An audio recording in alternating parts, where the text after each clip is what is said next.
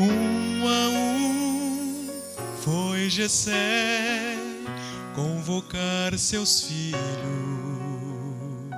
Um dentre os irmãos seria o rei. Foi chamar a cada um, menos o mais novo. O trono não seria de Davi. Mas se o homem vê só um pastor, Deus enxerga um rei. Mesmo as coisas mais comuns que a vida nos trouxer, em um segundo se transformam pelo seu poder. O pastorzinho de Jessé, Deus tornou um rei.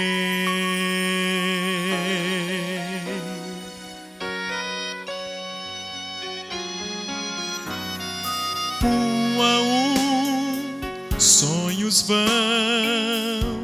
e provas chegam, sem ter razões, sem ter porquê.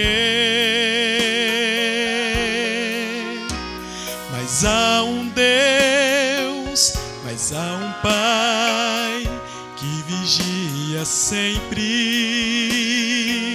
e as incertezas nunca vencerão.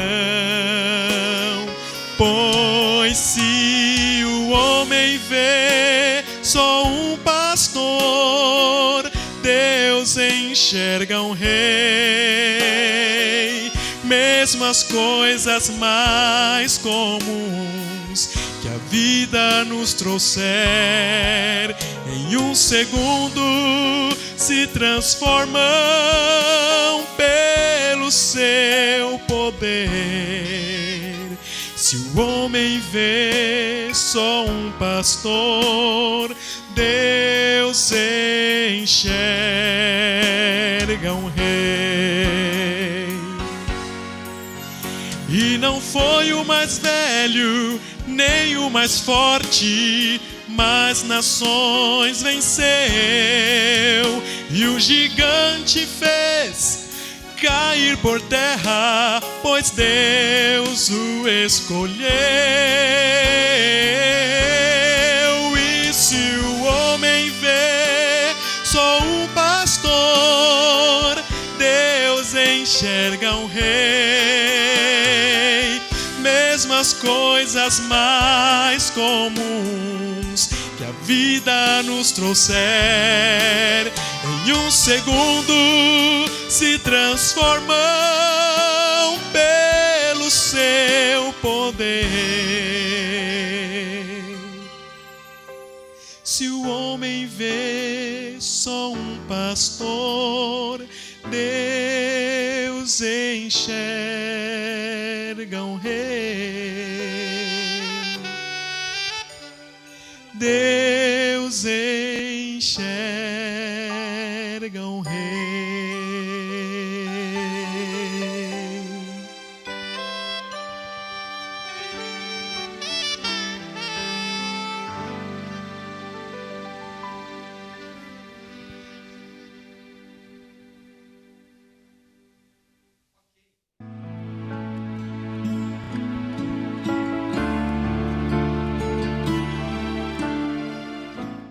Chegou para mim e disse: Geraldo, temos um grande desafio para você. Falei: qual o desafio? Trabalhar na FEBEM. Eu logo imaginei o quebra-quebra, tudo, mas eu falei: bom, vamos trabalhar. Irmãos, chegamos naquela FEBEM.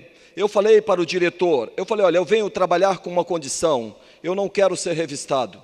Estou vindo para fazer o trabalho, é um horário muito bom. É quinta-feira, 13h. É um horário que não tem como a gente... Humanamente falando, é impossível fazer um trabalho assim. Mas eu deixei tudo juntamente com Elias, com o irmão Pedro, a minha esposa, e já faz um bom tempo que nós estamos trabalhando ali. Irmãos, e Deus tem operado muitos milagres ali. E até o diretor me procurou e disse: Geraldo, nós temos percebido uma grande mudança na vida desses jovens. E a Cida está aqui conosco. Vem aqui, Cida. O tempo já está estourado, nós temos muitos testemunhos ainda. Eu gostaria, Cida, que você falasse em poucas palavras para nós. Como vocês, a diretoria, ela trabalha dentro da FEBEM, e eu quero agradecer, foi a Cida que teve essa preocupação em que o evangelho fosse pregado ali, e para a honra e glória de Deus, nós estamos anunciando a palavra de Deus ali àqueles jovens, e muitas vidas sendo transformadas. Eu gostaria, em poucas palavras, como que vocês estão percebendo ali a atuação da palavra de Deus na vida daqueles jovens? Bom, os irmãos tão bondosamente aceitaram o convite. Começou assim, alguns adolescentes aprontaram lá e eles ficaram em sanção. Aí falaram para mim ficar durante uma semana com eles, fazer algum trabalho com eles. Aí uma amiga minha, que é psicóloga, falou assim: Cida, dá aula de religião para eles. Então foi quando a gente começou uma semana assim, estudar a lição, a Bíblia ensina. Então, durante essa semana, a minha amiga começou a perceber que, enquanto nós falávamos da palavra de Deus, eles ficavam atentos. E nisso, o que aconteceu? Ela começou a divulgar, conversar com o diretor da unidade, que seria bom se pudéssemos falar da palavra de Deus. Aí, eu falei com a coordenadora da equipe e ela não permitiu que eu falasse, porque ia ser mais uma responsabilidade para mim e não ia dar certo. Aí eu fiquei pensando: e agora, quem que eu chamo? Eu falei com a coordenadora: se eu chamar alguém, será permitido? Ela falou: bom, se você conseguir alguém, tudo bem. Aí eu fiquei preocupada: e agora, quem eu chamo? Aí, como eu conheci o Pedro, que é um rapaz da nossa igreja que estuda, faz um curso bíblico junto comigo, eu lembrei que ele tinha falado: para Jesus, eu sou 24 horas no ar. Então, isso ficou na minha mente. Aí, assim que terminou julho, porque isso tinha começado em junho, então, julho, então, acabou tendo contratempo, e nisso o Pedro falou: eu tenho um irmão que ele trabalha com isso há muito tempo, e ele só vai poder depois de julho. Aí eu falei: então, tá bom, a gente aguarda. Então, nós aguardamos. E, graças a Deus, quando tudo começou, foi assim. O diretor falou comigo: Cida, você traz esse seu amigo, e se ele, dependendo do projeto, a gente vê como fica. Só que foi muito assim, o diretor foi muito receptivo. Foi interessante porque, assim, quando o diretor sentou, o irmão Geraldo já começou a falar do trabalho que ele tem já no outro presídio. Então, logo o diretor da unidade, ele foi se agradando. Aí deram a ideia de que esse trabalho fosse na sexta-feira. Sexta-feira, lá funciona assim, lá chama o Espaço Educacional Profissionalizante Hipódromo. Era um antigo presídio que foi desativado e agora está sendo usado pela FEBEM. Então, é assim, lá é a única unidade que o adolescente cumpre a medida de semi-liberdade invertida. Invertida porque eles cumprem... durante o dia, eles ficam lá durante o dia, e à tarde, 5 horas, eles vão para casa. É a única que tem no Brasil. Então, está em fase de experiência esse projeto. Então, aí o diretor que deu a ideia: não, vamos começar numa quinta-feira, 13h, que o horário será melhor. Vai ter maior número de adolescentes aqui. E nessa semana eu não estava, eu estava fazendo um curso no DENARC, agente multiplicador contra o uso indevido de droga. Então, nesse primeiro dia, infelizmente, eu não estava. Mas quem estava falou que foi ótimo, porque o irmão Geraldo organizou, foi realmente usado por Deus, teve testemunho, ele levou pessoas para mensagem musical, e todos que ali estavam, eles falaram para mim assim que foi ótimo. E os adolescentes, eles estão gostando, adolescentes que vão acabando de chegar, sabe que tem um culto ali, um espaço reservado 1h, eles já se dirigem para o local. E tem um adolescente essa semana, que eu era responsável por ele, que ele saiu em liberdade. E ele falou assim para mim que que ele acredita que conseguiu a liberdade dele por causa do culto de 1 hora da tarde. Ele até perguntou para mim se ele vai poder continuar vindo depois, assim que ele recebeu a liberdade. Eu falei, bom, você pode vir sim. Então está sendo um trabalho bom. E os irmãos estão sorteando Bíblia, e os adolescentes estão ficando cada vez mais empolgados. E eu pergunto para eles o que eles acham. Eles falam assim, olha, é um momento que eu estou sentindo paz.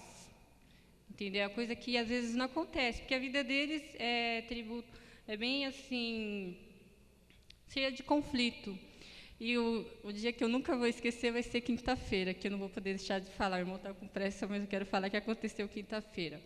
Lá tem um adolescente que chama Jorge. E há muito tempo que nós estávamos tentando uma clínica de internação para tratamento de drogas. E o que aconteceu? A gente não conseguiu, até tentei por aqui, mas foi difícil. Então nós conseguimos uma lá no Rio de Janeiro. Só que em nenhum momento nós falamos para ele que ele ia ter que quinta-feira para essa clínica. Ele soube tudo em cima da hora, que nós ficamos com medo dele desistir, não voltar mais. E o que aconteceu? Nós chamamos ele no horário do almoço, falamos para ele que ele ia ter que ir para o Rio de Janeiro naquele dia. Lógico que a família já estava preparada, já tinha organizado tudo, somente ele não sabia. E nós chamamos o irmão para fazer tipo uma despedida para ele. Foi lindo.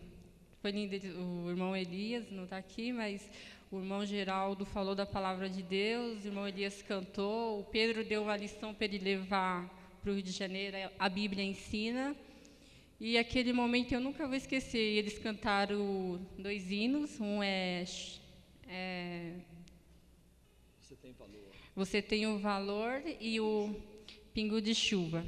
Então, vocês lembrem de orar pelo Jorge, porque nesse momento ele já está lá nessa clínica, não tem nenhum conhecido, está simplesmente com pessoas totalmente desconhecidas, mas ele tem uma força de vontade muito grande de deixar as drogas.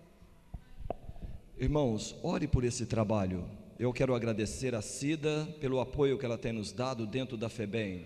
E ali o Evangelho está sendo pregado. E ore por nós. Muito obrigado.